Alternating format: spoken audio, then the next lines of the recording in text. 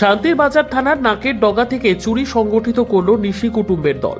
ঘটনার বিবরণে জানা যায়, বৃহস্পতিবার গভীর রাতে শান্তির বাজারের প্রদীপ দাস স্মৃতি মার্কেটে দুটি দোকানে চুরি সংগঠিত করে নিশি কুটুম্বের দল।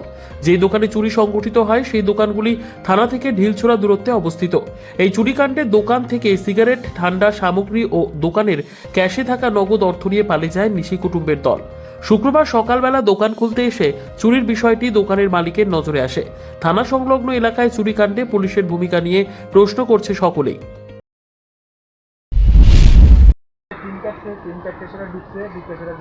কবে?